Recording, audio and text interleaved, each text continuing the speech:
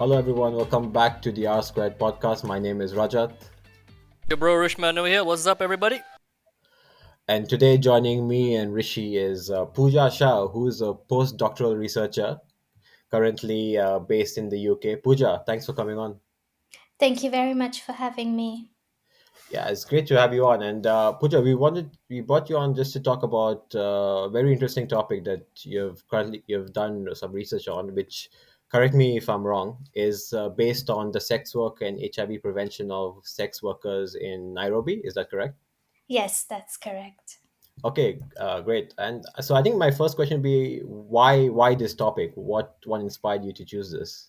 Yeah, it's a very interesting story. So it starts off with the UK immigration, actually. um, I studied in the UK, I did my undergraduate and my master's there. And then I was having some trouble getting a work permit to work there. And I thought, you know what, this is a good time for me to go back to Kenya. So I moved back to Kenya for, what I thought then was forever in a way, which I know many people who move back to Kenya are very happy about, but I wasn't necessarily. And within 2 weeks of moving back to Eldoret, I was bored out of my mind, and I thought I need a job, any job.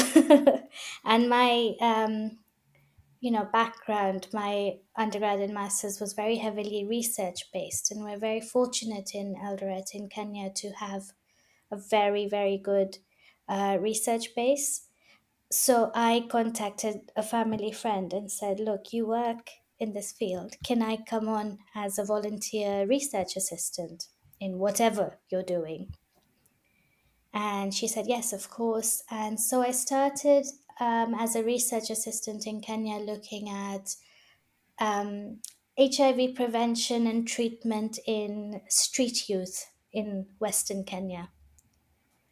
And that was very, very different to anything I'd done before, but I loved it. It was very interesting work, challenged me every day, and I really enjoyed that environment.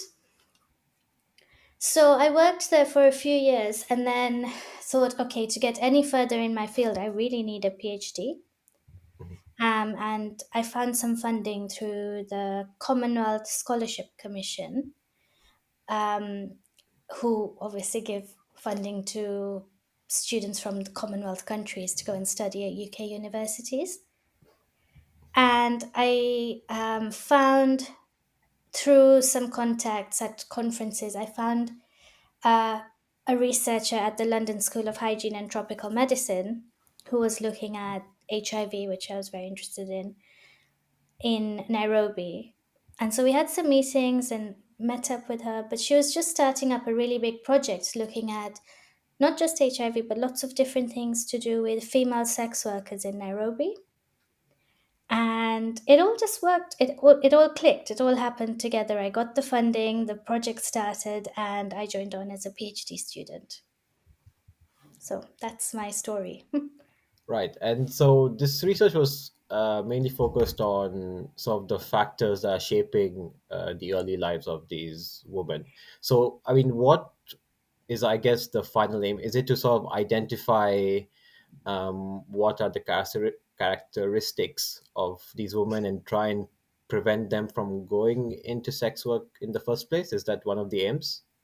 Yeah, so it's a kind of that is definitely one of the aims. So I looked at reasons for entry into sex work. And then a lot of women in Kenya enter into sex work quite young.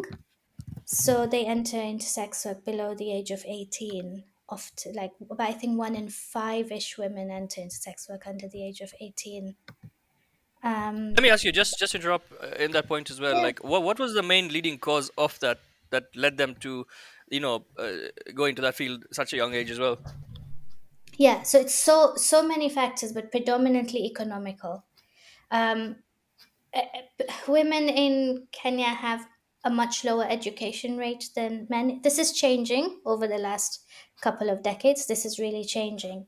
But considering I was looking at adults who are in sex work, we're talking about a few decades earlier anyway, when they would have been in education, they don't have the same opportunities. Kenya is quite a patriarchal society, so it's very male led. So women naturally have fewer um, chances in life and opportunities in life. And often what happened was either the breakdown of marriage or death of parents or just parents' inability to manage just led them to enter into sex work. And it's not that you enter into it as a full-time occupation. You sex work is defined as exchanging sex for goods or money. So you would do it once, you think, okay, I just need a bit of help at this time. They did it to pay their school fees often. So it's multifactorial, but it all comes back down to money because it's a transaction in some ways. So it's economic primarily. That is crazy. That's actually sad, Okay. but also crazy. Yeah. Yeah, and then do you find that this is also, I mean, obviously it's, you can classify it as an act of desperation, but is it also being then supported by their families? So like their parents, for example, who I guess they don't really have a choice in terms of what they can do to support their children, the children. Yes, precisely that. So often it's that, in some cases, in the first instance of sex work, you would hear that the parents have actually taken the girl um, to, as a transaction to have sex with someone for money. Not always, but uncommon. But then mostly, it leads into these women often have children younger as well, so they have to look after their children. They have dependents, they have family members to look after. So many times, with women entered into sex work a bit later, the parents wouldn't know. They would tell their parents or their children or their siblings that they're just going to a job that's not sex work, any other job. But that's how they would then support others. Okay, and you mentioned that obviously this, the main motivation for this is economic. Is there a particular aim in terms of, is that necessary for their education or is it just for general livelihood? General livelihood. So if you do think the majority of sex workers do enter into sex work when they're adults, right? So it's livelihood. It's needing to look after their children, pay their children's school fees, pay their rent, pay for family members who need medical care. So it's all sorts of livelihood options. They just need a day to day living. Because women do have a lower education level, they often don't come out with formal qualifications. So they're very limited in the job market in terms of what they can get. When they do have jobs, they're very transient jobs. So it's like washing laundry for people. It's jobs that don't give in a salary month to month.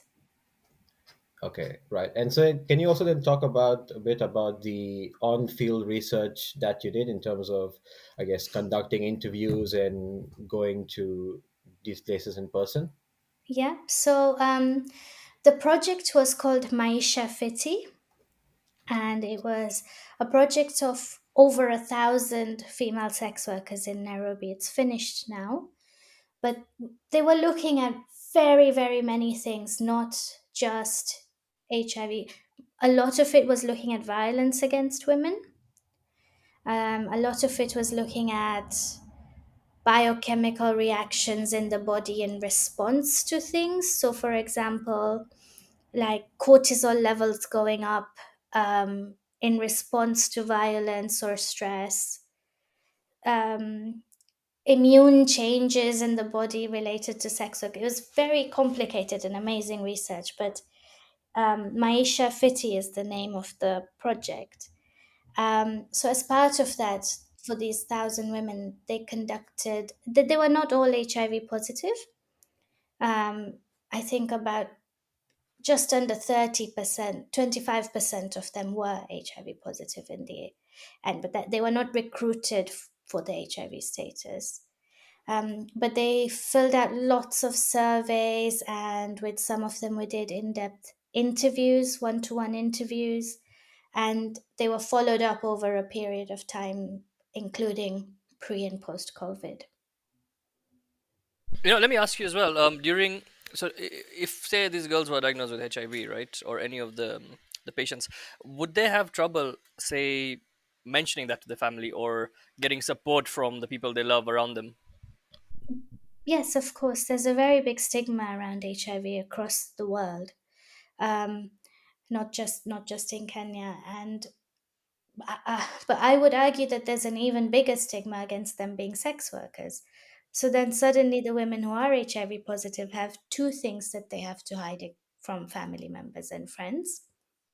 It's very difficult. I think it's a very lonely life unless you're part of a group where you know other people are also going through the same thing. Okay, and are they going into this work independently, or is there, I don't know, like a group sort of system? I mean, because I don't really know a lot about this, but generally you see outside that there's usually a group of, I know, a group of sex workers who work in a sort of a community, or is it just sort of independent work? Yeah, so okay, so there's a few things. So, first of all, you can have sex trafficking, which is when women are taken against their will and made to perform all of these acts against their will. And then there's sex work, which is generally seen as an independent decision, and women are in through desperation or not, it is a choice that they have made. They're not forced into it by necessarily other people.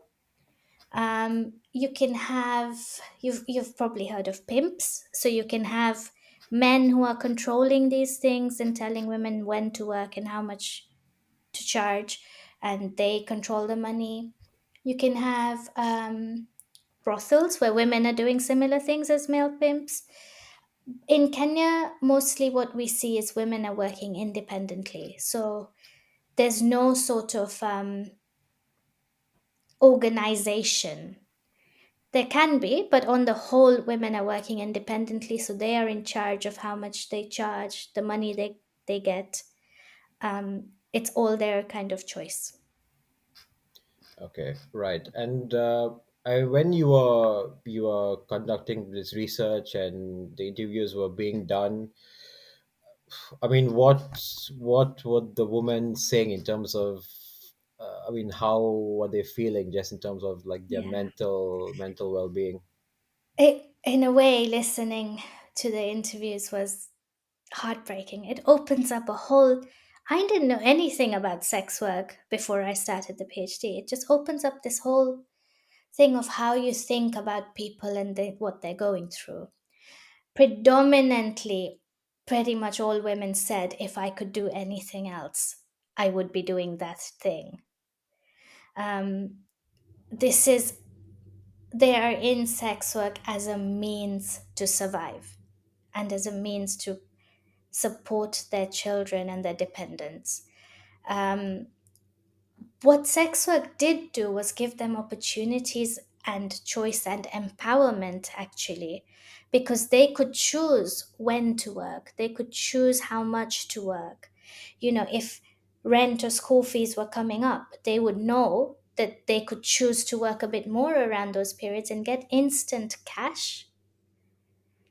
And that feeling was so strong because for the first time in their lives, they actually had a choice over how they lived it.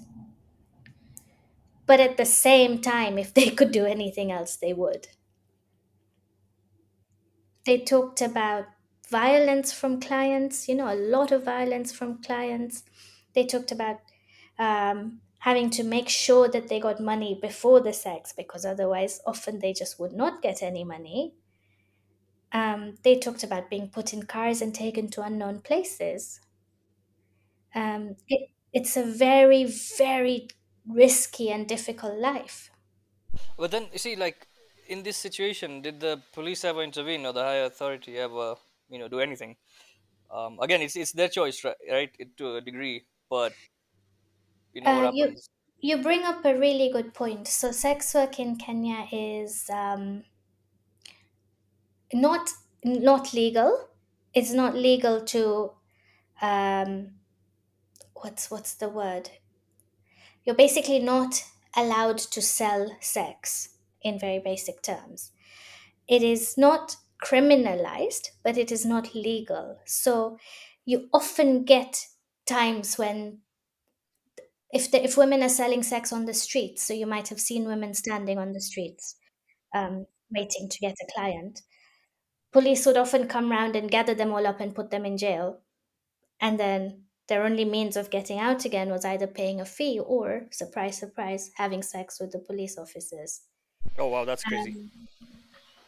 Um, at other times, depending on the government and the mood, people are a bit more sensitive towards sex workers and vulnerabilities, and you find that the police are actually turning a blind eye or even trying to help. But on the whole, often you just see policemen going around and getting people.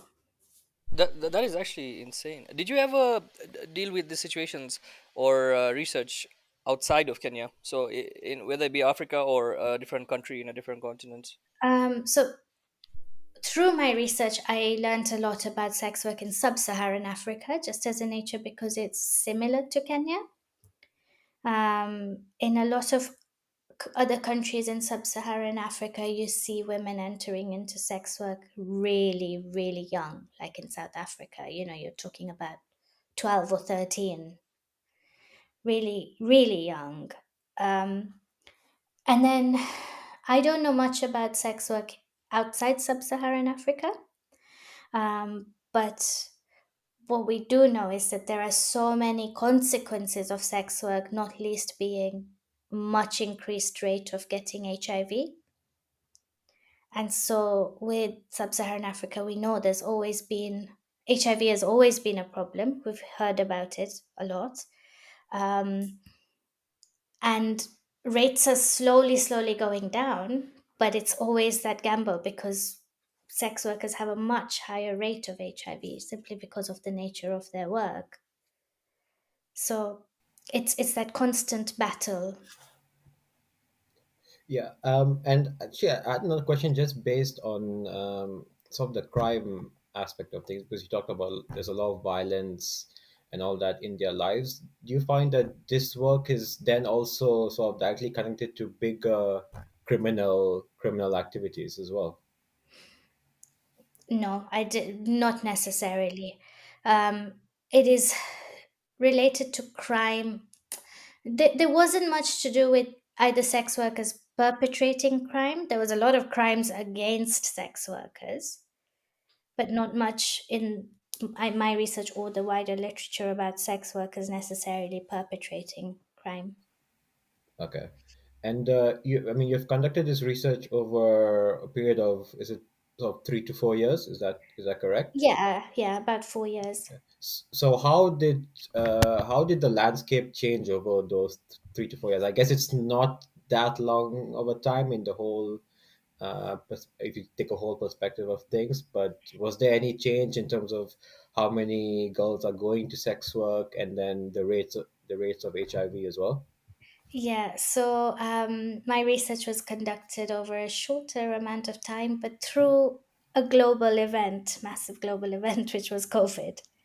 So we were really lucky for us, obviously not lucky for the people living in this situation, but lucky to capture data from before COVID and then also from after COVID.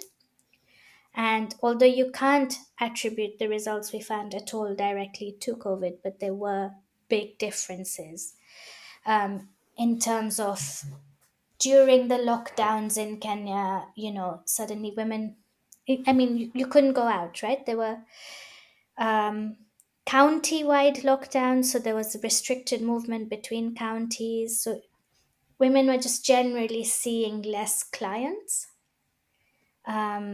which obviously meant that financially things were very, very desperate. It meant that they were taking riskier situations just to try and get money.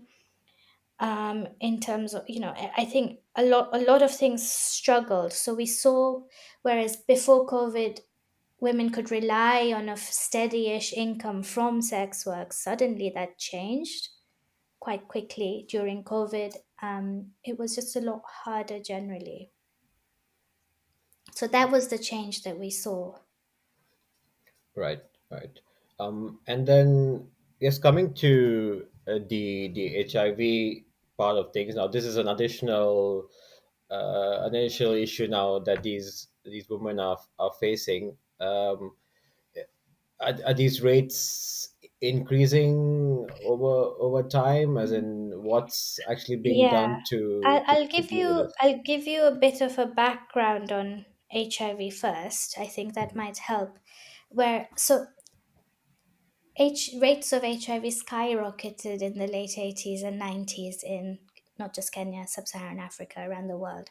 Um, and that led to a really big push by international aid organizations such as USAID. You know, they poured in a lot of money into countries in sub-Saharan Africa, including Kenya, to try and increase rates of testing, provide free treatment for HIV, um, really, and try and destigmatize the whole situation. And that helped a lot.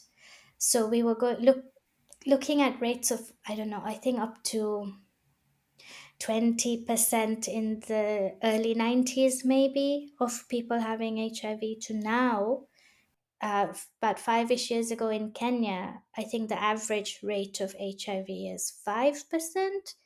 So 1 in 20 adults have HIV. That's a massive drop.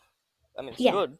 yes. I mean, it's still very high, right? So when places like North Africa, Libya have a rate of maybe zero point 0.1, Oh places wow. in Europe have a rate of maybe zero point 0 something.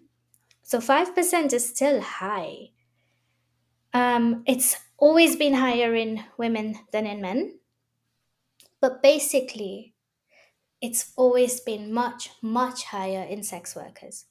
So even though the rate in the general population of adults in Kenya is 5%, among sex workers it's almost hitting 30%. So 1 in 3 sex workers has HIV. No, it's crazy.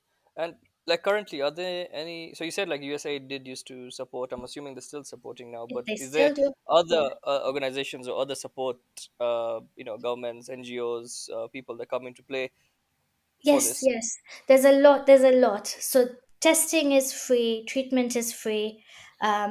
PrEP, which is called pre-exposure prophylaxis, which is a tablet you can take every single day, like the contraceptive pill, to help stop you from getting HIV. And it's very, But very that is also subsidized or free, given by free. the. Okay. Yes, yes. So not, I mean, the government also plays a huge part in this because they are the responsible for distributing it around the country, making it available, everything, right? So the government has done extremely well, no matter which government it's been over the past few years. I mean, decades. Um, but because of the nature of their work, sex workers still have extremely high rates of HIV. Yeah. So, is the prep that you mentioned? That's, I guess, going back to the old adage, the prevention is better than the cure. Is that essentially what the purpose of that is? Is right? Yeah, exactly, exactly. Because if you think, if you're infected with HIV, you can obviously infect other people with HIV, right? So Mhm. condoms help massively. Um, Male circumcision, which is also common in Kenya, helps massively against transmission. But the fact of the matter is that because of the nature, I don't know, cultural reasons in Kenya, it's often more preferable to have sex without condoms. You're seen as more of a man if you're having sex without condoms. And as a result, no matter how much a sex worker is pushing you to use a condom, men often say that they will pay more money for sex without a condom. So if you're quite desperate, you're going to take that higher money. Most sex workers actually don't. They now refuse point blank. But if your rent is due or your child is in danger of being kicked out of school, you will consider it. Mhm. So yeah, it's just tough times all around, I think. Yeah, and then how hard is it to then change? Because it's, I guess, it's such a cultural thing that has been ingrained in the society for such a long time. So how hard is it to change these this cultural mindset towards safe sex? Yeah, it's always difficult, isn't it? And it's not just to do with sex or HIV. Often to change the mindset of a community is very, very difficult. In a community where violence against women is normalized, where taking multiple partners for men is normalized, it's difficult to change their um, thoughts on this. And there has been a lot of work done focusing on just men and changing behaviors and changing mindsets, but it is always more difficult, and the onus is often on the women. So you hear of things like even the contraceptive pill, right? Women have the burden of taking it every day. Same as PrEP. I mean, men who are in sex work will also take PrEP, but women who are in sex work have to take the PrEP, but you don't hear of clients taking PrEP. But what about, so this medicine, does it have any, backlash or on the body? I mean, it is a prevention, right, to something worse. But then, what is the pro or the con of it? It's a big pill. It's a pill you have to take every day. Women sometimes don't have, you have to take it at the same time every day. And if you're working at different hours, you're not going to be able to do that. Sometimes you don't have a place of fixed abode, you don't have a home necessarily. Sometimes you're moving home, sometimes you're living on the streets. Where do you store your pills? It's a really basic questions. How do you how do you take them? Often in places like Kenya, Sub-Saharan Africa, if people see you taking a pill every day, it's very easy to assume you're doing it because you have HIV and you're taking treatment for HIV. So then you're stigmatized again because people just assume you have HIV if you're taking a pill every day. Yeah, so many things. And side effect, I'm sure like there are side effects. You have to take it with a meal. Women don't necessarily have a meal at a set time a day. In very basic social problems. Yeah. And is there anything being done in terms of the education that's done? Because I guess you can't really change much about the mindset of adults, but maybe you can ingrain it in in younger kids in sort of grassroots level. So is there anything being done to educate the younger population about this? Yes, very much so. There are so many programs that are going at the grassroots into communities and schools, rurally and urban populations, looking to educate from a younger level. It's been met with a little bit of backlash because still Kenya is quite a Christian country. And so, talking about sex or anything to do with sex before the age of 18 is very, very difficult, both at a governmental level and at a community level. Even though constantly you see evidence saying so many women are getting pregnant under the age of 18, so many adolescent girls are getting pregnant. Um, so many surveys, which are national surveys, have shown that teenagers are having sex naturally. So there has been work done, and more it's opening where I think finally in some parts of the country you can get contraception without the need for an adult if you're a teenager. But it's very difficult. And all of that means that it's then also very difficult to go in and talk about these things with younger age groups. But it is changing. And there is now a lot of sexual and reproductive health education happening in schools and outside schools. Oh well, just a slightly different question and area. Just like you do get a lot of people who may have HIV, right, or the related diseases, but are generally very scared to go out and reach out for even medical help. What, any idea or recommendation you can give to such situations? Yeah, you do have that. So testing is very common in Kenya, but that doesn't always mean everyone tests. You're sometimes scared of knowing the results. Sometimes you think there's definitely no way I would have HIV. Why would I need to test? I haven't tested for HIV, because I'm very, very confident. I haven't been in a situation where I need to be tested for HIV. But that's not always necessarily true. And you personally, individuals cannot always be educated enough or know the risks enough or know ways of getting HIV enough to know that they don't need to be tested, if that makes sense. um, so there are many people who are living without knowing that they have HIV. There are many people who know that they have HIV but believe that they would like to take the natural path out. um, so some people don't take any treatment at all. So You just do. on that natural path out, any recommendation actually on that situation for, home remedies, you can call it, right? Like herbal ease of No, living, no, or no not really at recommend, all? no recommendation on that. I think the only recommendation is education about risks, education about consequences.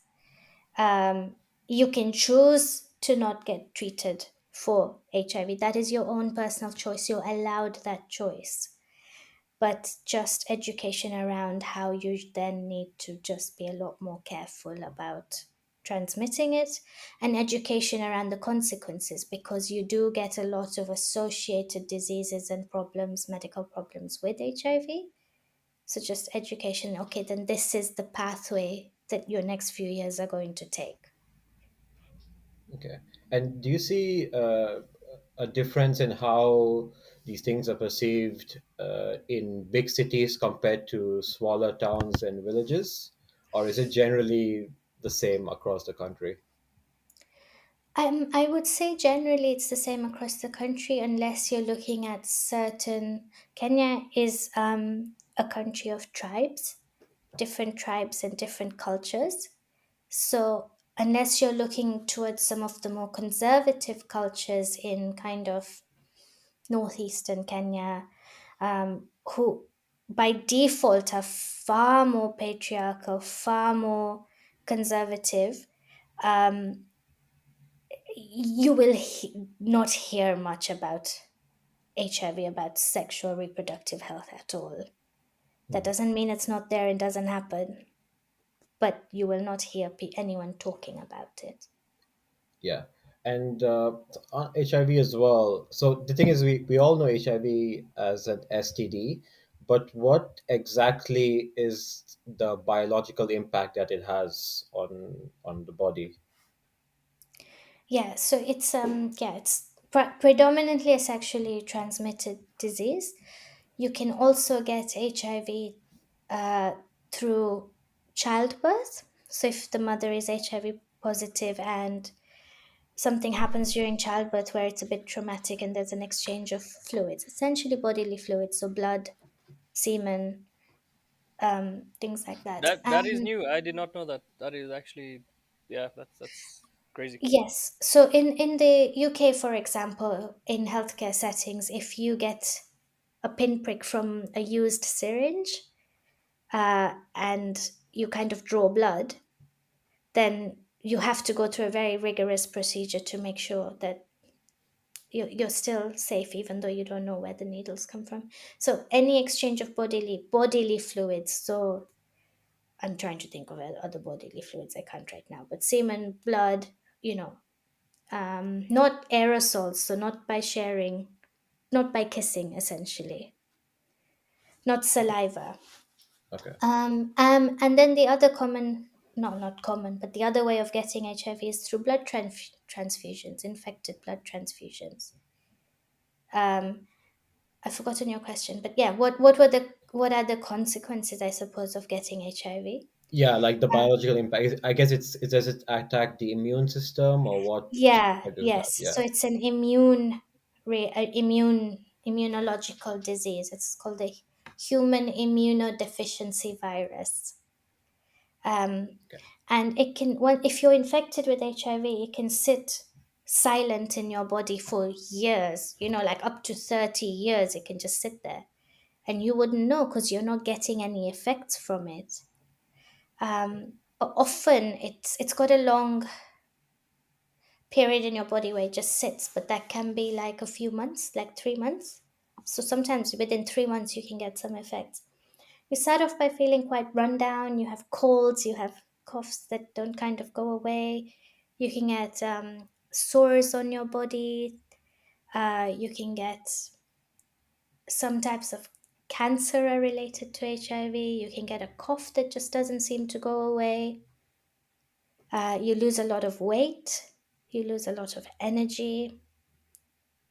So and then as the virus takes over more of your body, your symptoms kind of increase until you get what's called AIDS. um, but you see that less and less now because people are recognizing that these symptoms might be HIV, or also they're just generally being tested a lot more, so people go into treatment. After what you said of the like having HIV progresses, then you get AIDS. There's a lot of misconception out there where people think they're the same thing. Like there are Yes, a lot of people that think they're the exact same thing, but you have clearly defined they're not. It's a progression into one of the others. yes, it's a progression. AIDS is, oh gosh, acute, I want to say acute immunodeficiency syndrome, but I could be missing out something there.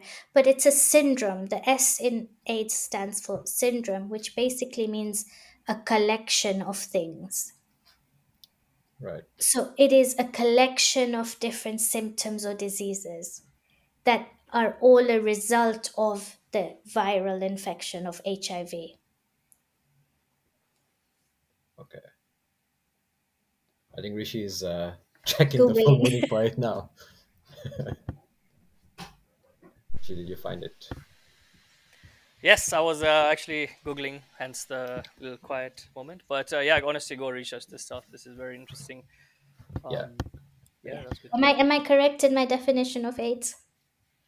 Yeah, yeah, yeah. I think acquired Yeah. immunodeficiency syndrome. To be Yeah. honest, yeah, your explanation is, I think, better than Google. So And then, so does that mean, so the effect it has on the body differs from person to person? It can do. You generally do eventually, if it runs Mhm. on long enough, you do see the same and symptoms. and then, so what does the treatment necessarily involve? Because if I'm not wrong, it can't be completely cured. Is that correct? Yes, there's no Yeah. cure for Yeah. HIV. Um, you can treat it. So it affects the immunological cells of your body, right? And the treatment basically suppresses the infection enough, and gets it down to a point where essentially, if you're very, very well, if the treatment, you use it every day and it's well maintained, you can get the virus down to such a low level in your body that even if you have sex with other people, you are not in danger of passing it on. Okay. And that's called U equals U, which again I can't remember right now, but basically means that you can't transfer it to other people. So it's undetectable equals untransmissible. So you can get the virus down to such a low level in your body that you can't transmit it on to others. And that's the main thing about HIV, which I think people sometimes in our cultures or who are not necessarily well versed with HIV don't realize, is that it's no longer a death sentence. You can live a full life now. You can have your life expectancy with treatment isn't necessarily decreased. In the 90s, it very much was. People would die at 45, 50 from AIDS. Now you can live into your 90s if you have HIV. simply as the medicine, the availability of treatment has just increased, right? Yeah, but also the treatment is great. It's progressed from the 90s. it's so good now. It's still not curable. And there is research going on into vaccines for HIV, there's research going on into the cures. Very exciting things are happening. But even as the treatment stands, it is so good that if taken all the time for the majority of people, you can live an almost normal life. That is Mhm. amazing, honestly. I mean, I do hope the similar positive news starts coming out about cancer eventually, treatment and all. Yeah, yeah, Yeah, I think one of the most famous people, at least I know of, who has AIDS is, I don't know if you guys are aware, is a guy called Magic Johnson, who was an NBA player back in the day. So really, really massive star, and I think he got HIV slash AIDS, not sure which one, really like a long time back. But I think through treatment, he's been able. I mean, he lives a completely normal life. He's in the public eye and does um, everything as a normal person would. So yeah, I mean, it's good to know that, as you said, it's not really a death sentence at the yeah, moment, which is good. yeah. I mean, you also hear other famous people with HIV are like Freddie Mercury from Queen, from the Ah, band right. Queen. He had Yeah. HIV, he died of AIDS. Hmm. But there are also many people currently living who have openly said that they have HIV in an effort to destigmatize it, who will go on to have very, very long lives. Right. Yeah. And so, what would you say are, I guess, the biggest obstacles to HIV prevention among the sex workers? Yeah, so at the moment, PrEP, the pre exposure prophylaxis, is great. It's such a good bit of medicine. But you can't take it every day. There are so many barriers to taking it. So, what's really the advances that are happening now are same as with contraception, long acting injectable prep. So you take it, you have an injection once every 3 months, and then you don't have to think about it again for a long time. Um, you can I think they're developing an implant that you put into your arm that gives you protection against HIV for a couple of years. um, there are really good things happening because people have realized that actually the uptake of PrEP is so low amongst sex workers who know all about it, but they just don't use it.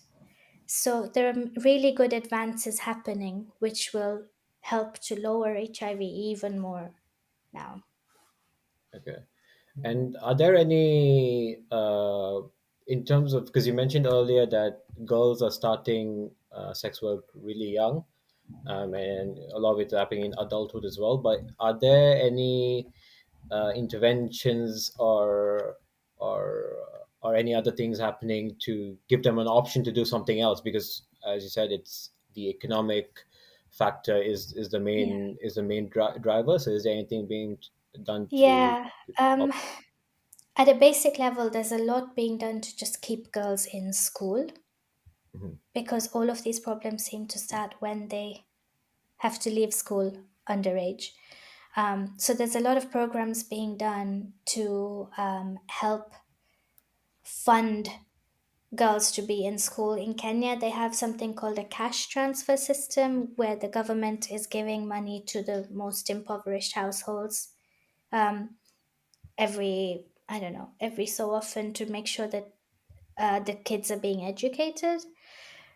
School, primary school and secondary school in Kenya is free, but that does not mean that it's without cost. This is really important. So there are no fees, but you have to buy school uniform, you have to pay for transport to schools.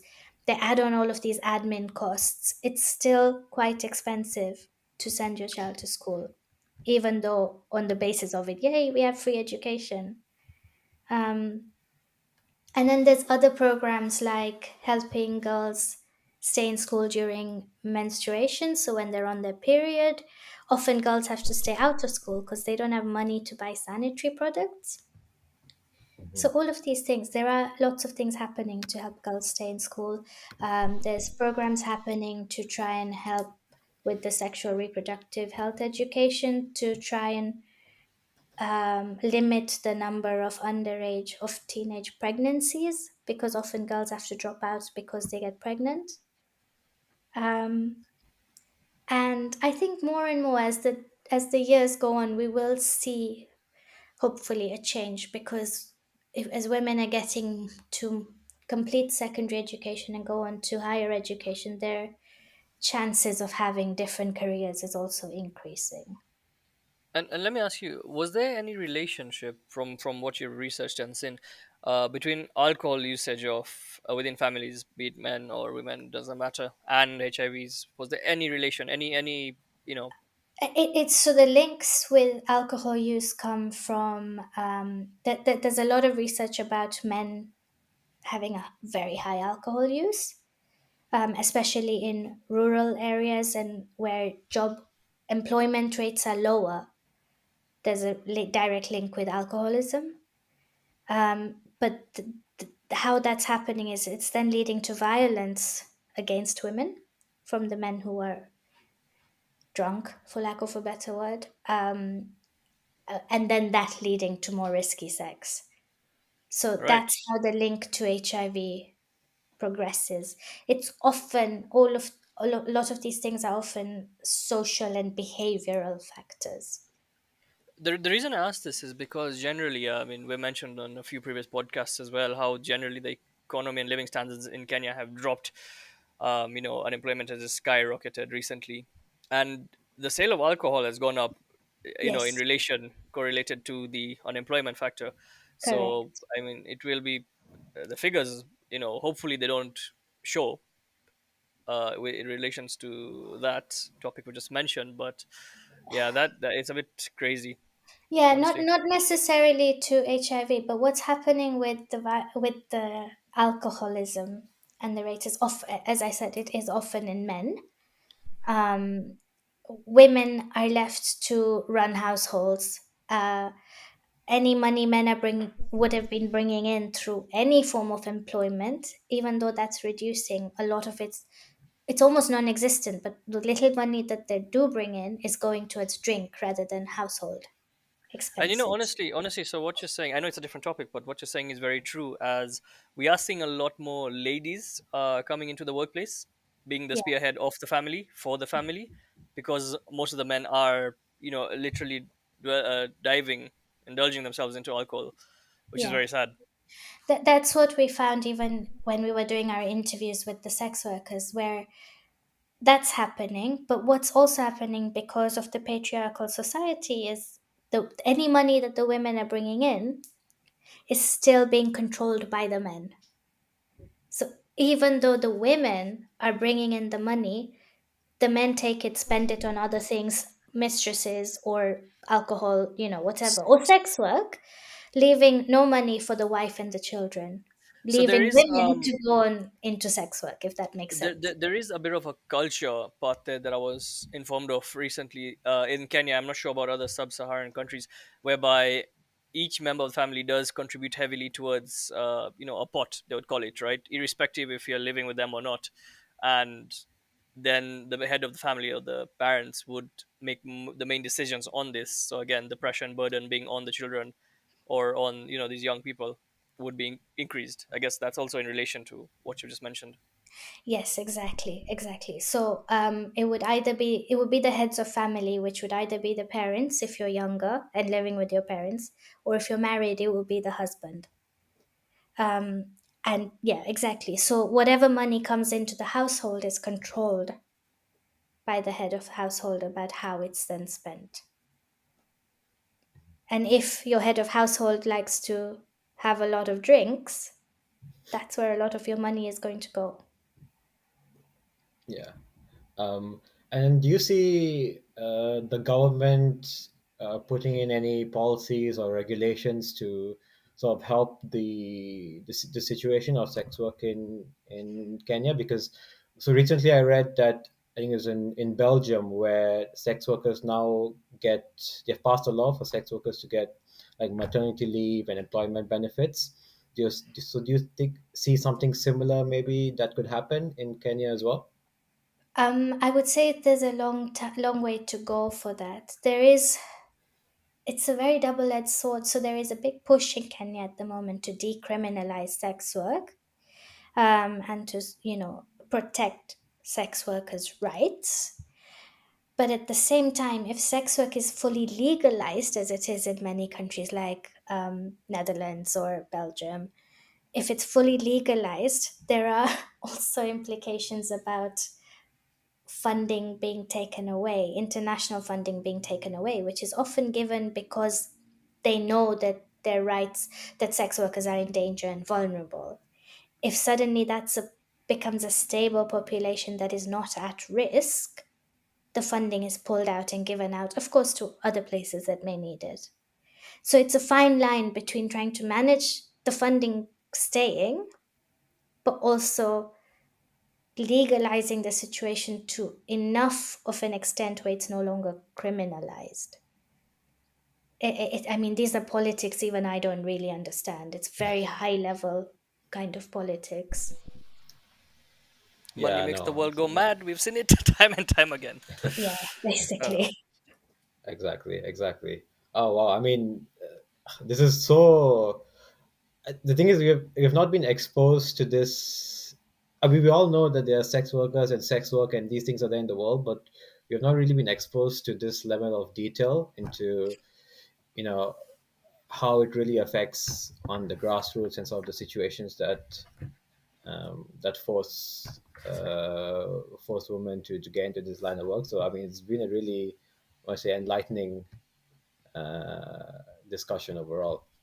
Yeah, thank you. I don't often get a chance to talk about this outside of academic circles because the second I tell someone, oh, my interests are sex work and HIV, they kind of just step away quietly. So it's nice to just talk about it. I mean, my father still won't admit what my research is. So, no, but honestly, it's so informative. Again, it's like the whole idea of sex education. In a big manner of speaking, and it's so important, and it's a very good thing because you're helping so many people. Just even with the information you're providing and the research you've done. yeah, yeah. And I'm just glad I did it because it's really broadened my horizons. And as you said, learning more about it, it kind of blows your mind a bit, doesn't it, about just things that we don't ever think about. Yeah, yeah. True. And just, I guess, I have one last final question before I guess Rishi can take it away. But I guess, what are your hopes for the future? Where do you hope to see this landscape go in the next, I don't know, 5, 10, 15, 20 years? My hopes for the future are female empowerment. Hmm. I don't necessarily classify myself as a feminist, but I would love to see more equality in the world, between sexes. And my hopes are that this sort of research, this sort of work kind of highlights the need for that. It's very easy to say, yeah, power to the women, but this sort of thing actually shows why that's needed. So my hopes are that, just more and more light will be shone on things about women's issues.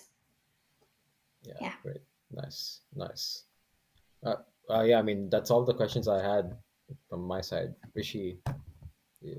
No, honestly, I think that was a very, very good podcast, a very informative podcast. Before we do take it to the final stage, we have our favorite, well, my favorite especially, rapid fire questions. I hope you don't mind. So it's just a random 7 questions I will ask you. Feel Yeah. free to answer them how you want, if you want to, and there's in much depth as you want to. Okay. So, on to the first question. Which country would you love to live in for the rest of your life if you had a choice? Australia. What Oh, reason, if you want to give? Weather, Kangaroos? weather. Yeah. Apart from all of the creepy crawlies and the snakes, weather and pace of life. Right, do, very do, nice. do you have a Mm. particular city that you like? Perth, probably. Perth, Oh, somewhere a Perth. bit Interesting. quieter rather than Sydney and Melbourne. okay. An Nice, interesting nice. fact I learned the other day: Perth has the longest. It's the longest city in the world. Oh, Oh, really? It has, Oh, wow. yeah. I mean, don't judge me for that. I was informed that by someone from Perth. But yeah, good. Go do check it out. I mean, it has a massive highway running from the top till the bottom. It takes you about an hour from the whole city, from like the edges of the state, you can oh, call it. But that's an interesting fact for you there. Wow. yeah. Thank Um, you.